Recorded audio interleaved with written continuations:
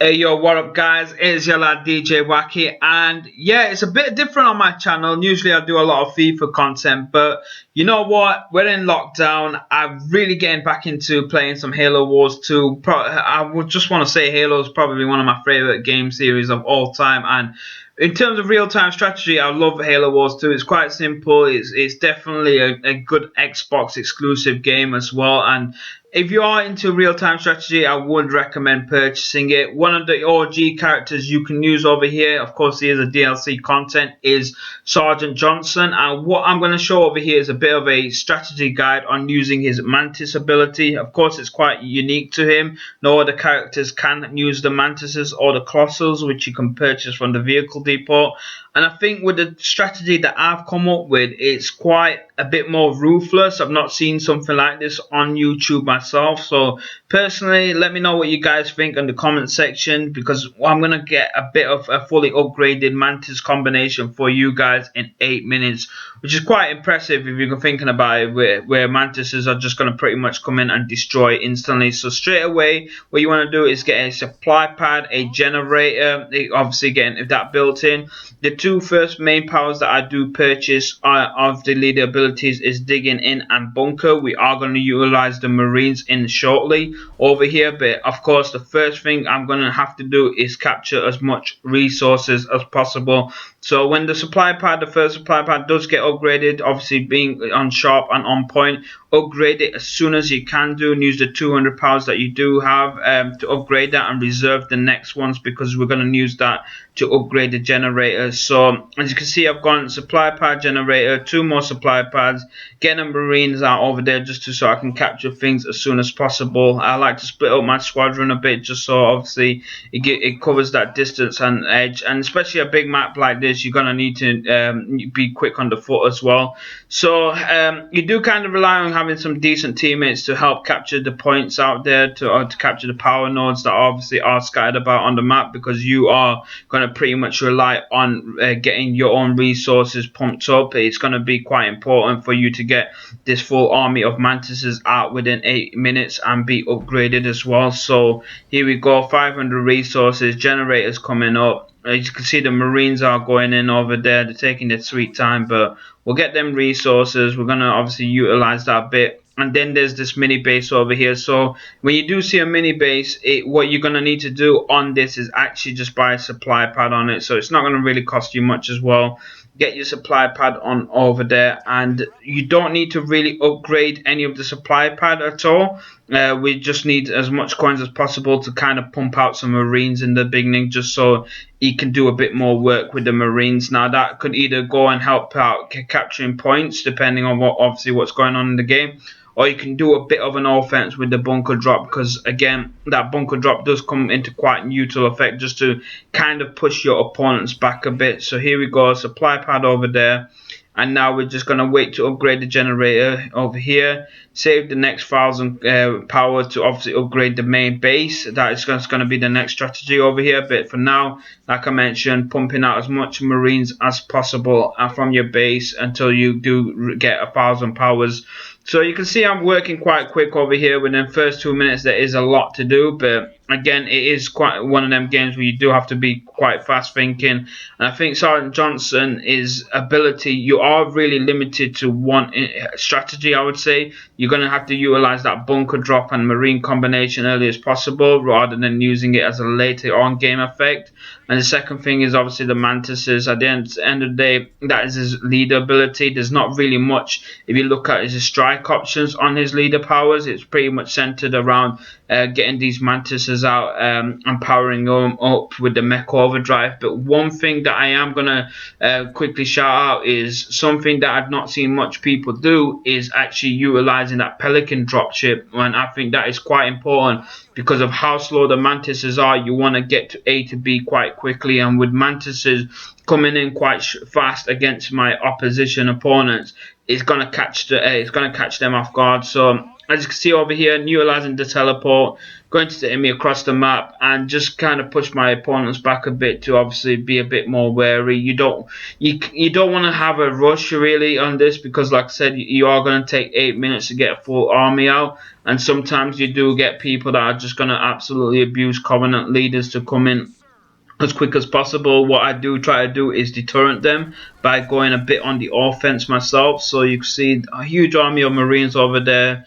These two Marines are really not going to last whatsoever, and straight away I'm going to look at that mini base as an option. Now 2 garages are going to be built over there, and on this mini base I'm going to wait till both these garages are built. I'm going to sacrifice that mini base and actually get another garage over there as well. So what we're going to do with the 2 garages on the main base is actually pump out units, and the second thing we're going to do is actually on the 3rd garage is upgrade the Mantises along the way as well. So within 8 minutes you have a really OP Mantis strategy where they're just pretty much going to be fully upgraded as well at the same time.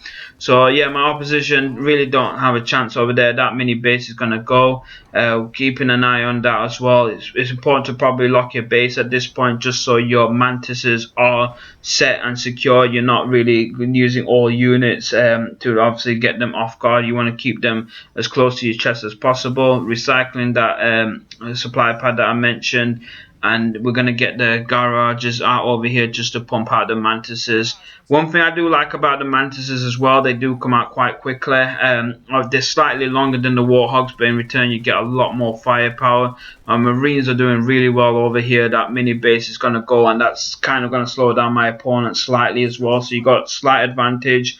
My allies as well, they've done really well in capturing all five power points. So we can obviously upgrade the main base now as well at the same time. Getting out the Mantis upgraded, so you can see I've upgraded the overall vehicles.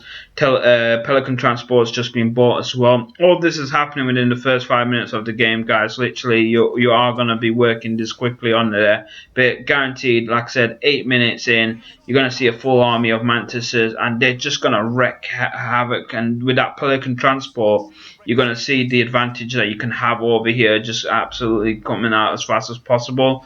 I do like to take time to purchase two Wolverines as well, just in case they do have air. You can find that 2 Wolverines quite early on can do a lot of damage, and these Mantises are just absolutely incredible all around. If they got Marines, they're pretty much destroyed. Warthogs can't stand them.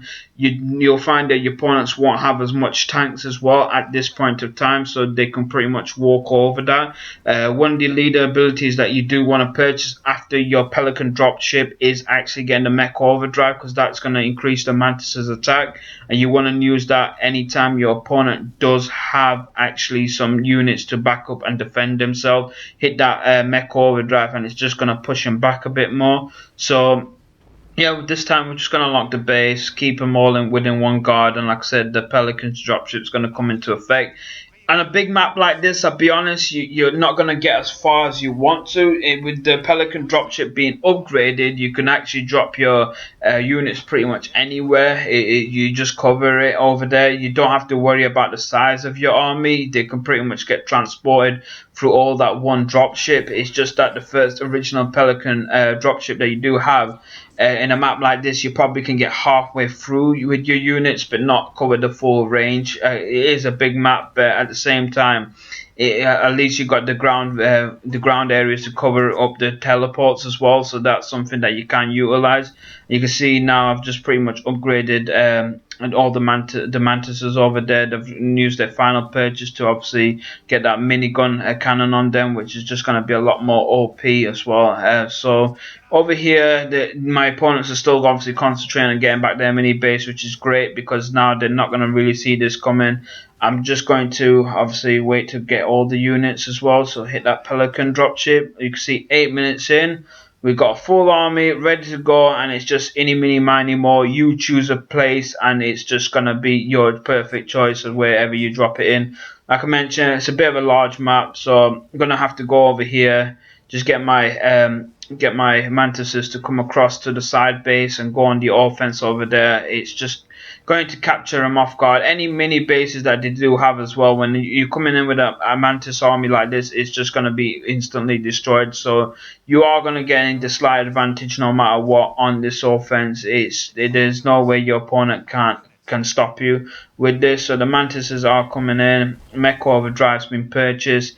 We've got to say, allies have done really well as well, actually keeping control on the map. I don't have a second base as of yet, so this is where you need to probably start looking at purchasing a second base, see what opportunities are available, and just grab hold of it. So my allies hovering over there. We've got Briggs just hovering with his Frost Ravens. So again, I like the combination of having Serena in your team. I have to say that, because the defensive support that can be supplied with Serena is absolutely incredible.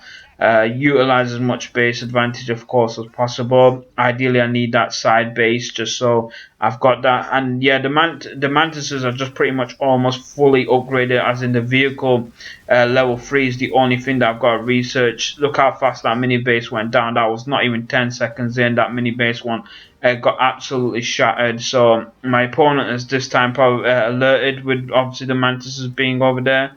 So I'm going to go back over here. It's important just to get some turrets in your base, so you do defend just in case they do come in for the attack, because now you're going to go all offense over here, and you're just pretty much going to put all your cards in to go in for the attack and pretty much do the kill. Like I said, the Mantises, the real only weaknesses at this point is going to be a full army of air. That's going to be quite unstoppable. But with your two Wolverines over there, if you did get the garage fully upgraded like I got over here, then Wolverine's going to do some real damage. So I'm not really too worried. They've got some turrets over here. Even if they did manage to upgrade the turrets, which I heavily doubt at this point in 10 minutes that they would do, you're going to find that you're going to have an absolute easy time. Just going to smash out some supply pads over here. Let my Mantis do the work. I don't really need to keep an eye on it, really. So even this drop, it's not going to do much. It's the airdrop or a Mac Blast. They're going to need to do a lot to take care of this. But the Mantis are just going to pretty much come in and reign over my opposition quite easily. So yeah, now at this point, really, guys, the world's your oyster. You want to kind of get your resources back up, get the armories, just do what you got to do to upgrade your base and start working on obviously having the advantage. My opponent over there is limited to one base instantly, so they're going to obviously focus on the defense and starting to pump out little units like Sgt Johnson himself. I do think Sgt Johnson isn't like the greatest leader but out there. He does have a good healing ability, but really, if compared to all the leaders, there's just so little option. Really, I probably would have had a Spartan to hijack it. Opponent's got units over there, so I'm going to hit that Mech Overdrive and just going to pretty much cane it in. So check out this advanced reactor that they got. It's going to get blown up within seconds. Boom. That is just pretty much where you're looking at game over. All the advantage points is covered. Everything is done and dusted with. Can get healing on over there now as well, so I don't really need to worry about them getting injured. Got just a lot of advantage now, and once this base is gone, you know the opposition really ain't got a chance. So it's just going to be now picking and chewing it up, really. This is it. So you can see full army of Mantises, 8 minutes in, opponent's caught off guard. Even right now, I've got a nice ally to come in with the offense. I wouldn't have been troubled if I didn't have my ally as well. It would have been quite pretty much at least getting the advantage. I think one of the things with strategies like this is you do kind of need to give yourself some time. It's not really a rush tactic. At the same time, it is allowing yourself to have a very strong army to come in and definitely go for the kill, because when a rush does fail, you're pretty much on a really back end fourth. Whilst at least if you did take some time out on the game to get an army like I have done, you can still play about and switch up your tactic just in case you did get countered. There's opportunities for you to have a second win, so that's the important thing over there. But yeah, I don't like to hit Covenant targets as well in the first thing. I prefer hitting a UNSC target just because I think once the shield generator is up, it just kind of gets you a bit more, you know, pushes you back a bit with terms of taking out that shield generator and buys your opponents them crucial seconds, if not their allies as well. So complete advantage over here. Getting them Colossuses as well, great for long range ability. And yeah, that's what you really want to do with Johnson, is utilize that Mantis. At the end of the day, every other UNSC units have got pretty much the same thing: Warthogs, Nightingales, you know, Hornets, Tanks, Scorpions, etc., Cordiacs. All of them are just available to everybody. Like I said, the Mantis is just available to Sergeant Johnson, so you might as well, if you are going to use him, use the bloody thing that he's literally got that's quite unique, and it is really OP. It is quite powerful. It's surprising how powerful they are. I think three armies of three Mantises as well can pretty much destroy a squadron of Warthogs as well. So I usually find when my opponent comes in with a Warthog rush and I've got this army of Mantises as well, their Warthogs are going to be instantly KO'd as well. Every time I've seen any Warthog rush happening to me, even when they did have Ghost Cannon, the Mantises are just going to be pretty much wrecking them through. So really great advantage to have over here with your Mantises. Like I said, the real main area that they're going to struggle with is any anti-infantry or Banshees or stuff like Hornets. But again, they will still put up a fight with theirs. So great tactic to overall news. Again, look at the Pelican. Obviously, like I mentioned, they are quite slow, but the Pelican's going to get them from A to B quite quickly. Your opponent's even caught off guard as well because they can't see the army coming through. And it's just going to be pretty much a bloodbath now on. So in the final section of this game, guys, because obviously you know we're gonna win over here. Yeah, I think I will do a bit more Halo Wars 2 vids. I do have some strategies that I could point out over there. I prefer using Cutter. He's my favourite character. He's a very base level character, but I do like the advantage that you do have on him. I like to do a Marine Rush with him. I can get a full army of Marines in 5 minutes, so let me know if you want to see that strategy. I don't mind doing a bit more videos like this. It gives me a bit more creative time to put in over here. I've got, whilst we are in lockdown, whilst this whole bloody coronavirus thing's going on with the time that I'm uploading this, I've got really nothing else going on, so hopefully if the vid does do well, I don't mind obviously doing another Halo series vid, and it just gives me a bit more something different to do on this channel as well at the same time. But yeah, Halo Wars 2, all around decent game, definitely worth going in for. If you haven't got the DLC characters and you are a big fan of this game, I do recommend you might as well go and purchase it. It just spicing things up a bit, whilst I do think, like, obviously stuff like, I say, the Wake in the Nightmare pack isn't worth the money.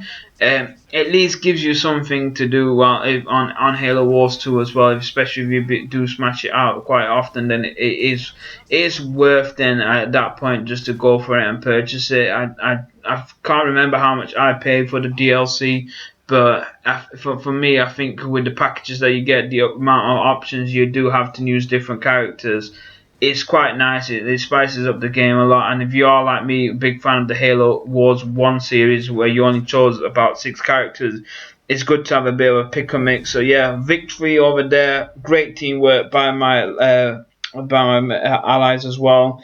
I wouldn't use this as a one-on-one strategy. I think there's better characters that you can use. But Sergeant Johnson really works well. Great offensive, great all-round team support. And definitely go for the Mantis tactics. So let me know what you guys think. If you've got any other suggestions, put it forward. It has been your lad DJ Waka, and I'll see you all next time. Peace up. Sentiment. Vieira, it's gotta be Vieira.